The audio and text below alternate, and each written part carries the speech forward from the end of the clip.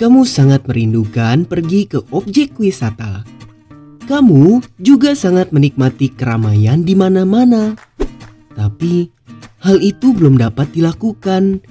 Kamu hanya bisa mencari tempat rekreasi lainnya. Kamu mencoba memancing di kolam dekat rumahmu. Di sana banyak terdapat ikan-ikan yang dapat dimakan. Kamu melengkapi dirimu dengan peralatan memancing, mulai dari pancingan, kail, tali pancing, sampai bermacam-macam umpan. Kamu menyiapkan cacing tanah, potongan roti, sampai campuran daging. Kamu pun bergegas untuk menuju kolam pemancingan. Sesampainya kamu di sana, kamu siap untuk memancing dan berharap mendapatkan banyak ikan. Lihat, umpanmu dimakan ikan. Pancinganmu bergerak dengan cepat. Kamu pun segera menarik pancingan, tetapi kamu mendapatkan perlawanan dari ikan itu. Hei, kamu berhasil menangkap ikan itu. Saat kamu mencoba membuka kailnya, tanganmu terkena duri dari sisik ikan. Kamu pun bertanya-tanya, mengapa ikan mempunyai sisik? Saat kamu bingung mencari jawaban akan pertanyaanmu, kamu mencoba mencari di daftar isi. Kalian sudah pasti mengetahui sisik pada ikan menyelimuti semua tubuhnya. Sisik pada ikan berfungsi untuk melindungi tubuh ikan. Tapi, apakah fungsi sisik ikan memiliki kegunaan lainnya? Para peneliti mencoba meneliti untuk membuktikan kegunaan lain dari sisik ikan. Mereka menggunakan sampel sisik ikan hiu. Ikan hiu terkenal dengan keganasan dan kecepatannya berenang di air. Ikan hiu hanya memerlukan tenaga yang minim untuk melakukan itu. Hal itu dikarenakan fungsi lain dari sisik ikan hiu. Para peneliti berhasil mengungkapkan bahwa sisik ikan hiu dapat memperkecil hambatan air. Sehingga setelah fakta dari penelitian itu terungkap, manusia menciptakan pakaian renang yang mampu memperkecil hambatan air. Pakaian itu dapat mempermudah pemakainya untuk dapat berenang lebih cepat. Ya, karena hasil dari penelitian itu, pakaian renang menjadi salah satu alat wajib untuk berenang. Para peneliti yang sudah melakukan penelitian dengan menggunakan seluruh sampel lain mencoba menarik kesimpulan dari penelitiannya. Mereka mengungkapkan fakta menarik untuk sisik ikan. Ternyata fungsi lain dari sisik ikan adalah untuk mencegah kotoran. Bahkan hewan parasit menempel pada tubuh ikan. Jika kalian pernah melihat hewan yang menempel pada lambung kapal, ya, hewan itu akan menjadi penghambat bagi laju kapal. Jadi, untuk menempuh jarak yang sama, dibutuhkan tenaga yang ekstra. Untuk mempermudahnya, coba lakukan percobaan dengan berjalan dari ujung gang rumah kalian. Percobaan kedua, kalian membawa ransel yang berisikan buku-buku kalian. Maka, percobaan pertama akan membutuhkan tenaga yang lebih kecil untuk mencapai rumah kalian. Sedangkan, untuk percobaan kedua, kalian akan membutuhkan tenaga yang cukup ekstra. Hal itulah yang menjadi fungsi lain sisik ikan untuk mencegah hewan lain menempel di tubuhnya. Berbeda dengan pencegahan kapal, jika kapal akan dicat untuk mencegah hewan menempel di lambungnya, hal itu ternyata menimbulkan masalah lainnya.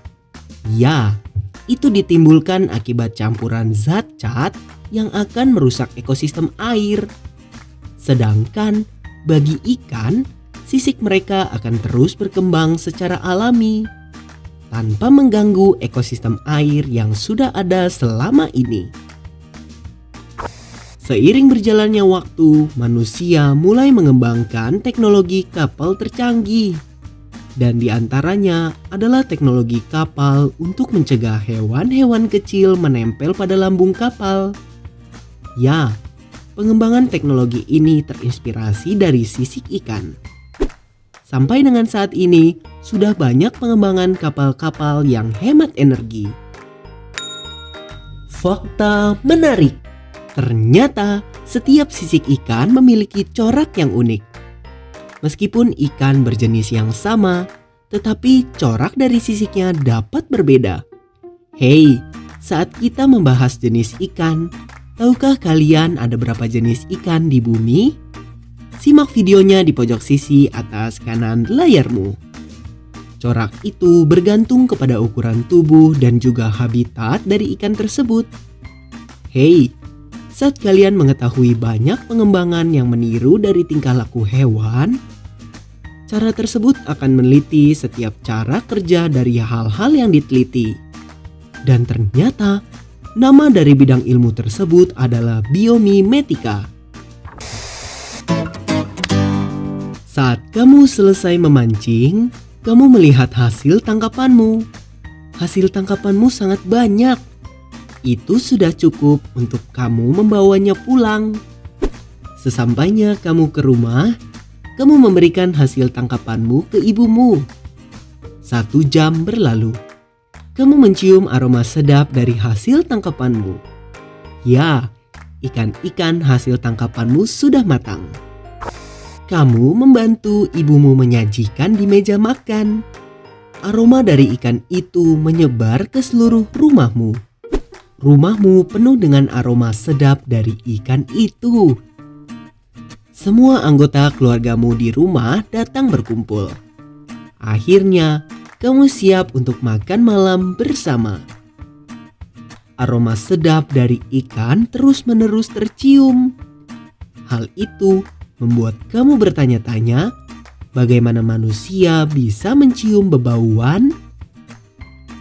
Saat kamu bingung mencari jawaban akan pertanyaanmu, kamu mencoba mencari di daftar isi. Bebauan atau aroma yang ditimbulkan sesuatu berasal dari butiran-butiran yang sangat kecil. Saking kecilnya butiran tersebut sampai-sampai tidak bisa dilihat langsung oleh mata kita. Butiran-butiran itu terbawa dari udara dan akan sampai ke sensor pembau kita. Sensor pembau kita terletak di dalam hidung kita. Saat butiran-butiran tersebut masuk ke dalam hidung kita, di saat itu kita akan merasakan aroma-aroma harum. Berbeda dengan sensor pembau pada hewan, manusia hanya memiliki 400 jenis sensor pembau. Hey, 400 sudah cukup sedikit jika kamu membandingkannya dengan anjing. Anjing mempunyai sensor pembau 2 kali lipat lebih banyak. Atau bahkan, gajah memiliki lebih banyak lagi. Hey, jika manusia kalah dalam sisi jumlah sensor pembau, tunggu dulu. Manusia diciptakan dengan sensor pembau yang lebih terperinci. Jadi, sensor pada hidung kita dapat menangkap beragam jenis bauan. Ya, itu adalah salah satu kelebihan sensor pembau manusia. Sehingga kita dapat mengelompokkan jenis-jenis bebauan yang dapat kita kenali. Mulai dari bau harum, bau asam, bau manis, bau pedas, dan lain sebagainya. Para peneliti mencatat ada lebih dari 1 juta bau berbeda. Sensor pembau dalam tubuh manusia dapat merasakan beragam jenis bau. Tetapi, dalam merasakan bebau tersebut, setiap manusia memiliki keunikannya tersendiri. Hal itu membuat salah satu bau bisa menjadi bau harum dan bisa menjadi bau menyengat bagi lainnya. Mari kita membayangkan saat ada temanmu menggunakan parfum bunga lavender. Bagi sebagian orang yang suka dengan bau bunga yang tidak terlalu pekat akan menyukainya. Sebaliknya, bagi orang yang menyukai bau yang ekstrim, mereka tidak mencium bau harum itu. Hal itulah yang membuat manusia menciptakan parfum dengan berbagai jenis berbeda. Keunikan tersebut membuat setiap individu manusia menjadi unik. perbedaan cara pandang bau sudah sangat berbeda, apalagi untuk hal lainnya. Dari keunikan itu, bisa kita bayangkan untuk negara Indonesia. Memiliki banyak suku, agama, dan etnis yang berbeda-beda. Tetapi, Indonesia merdeka dengan menjadi satu kesatuan Negara Kesatuan Republik Indonesia. Selamat Hari Kesaktian Pancasila. Daftar isi akan terus memberikan informasi. Fakta menarik. Ternyata bukan hanya makanan dan bunga saja yang memiliki berbagai macam bau. Udara di laut dan gunung juga memiliki bebauan yang berbeda-beda. Sensor di hidung kita akan kehilangan kepekaannya jika kita mencium bau yang monoton. Bau yang monoton adalah jenis bau yang sama. Jadi, jika dalam waktu lama kita mencium bau yang sama, hidung kita akan tidak dapat mencium bau tersebut. Untuk mempermudahnya, bayangkan saat kalian berkeringat. Apakah kalian menyadari bau itu? Tuliskan jawabanmu di kolom komentar. Jika kalian mendapatkan wawasan baru dari video ini, jangan lupa untuk suka dan berlangganan agar kalian tidak ketinggalan fakta unik lainnya. Karena daftar isi terus memberikan informasi.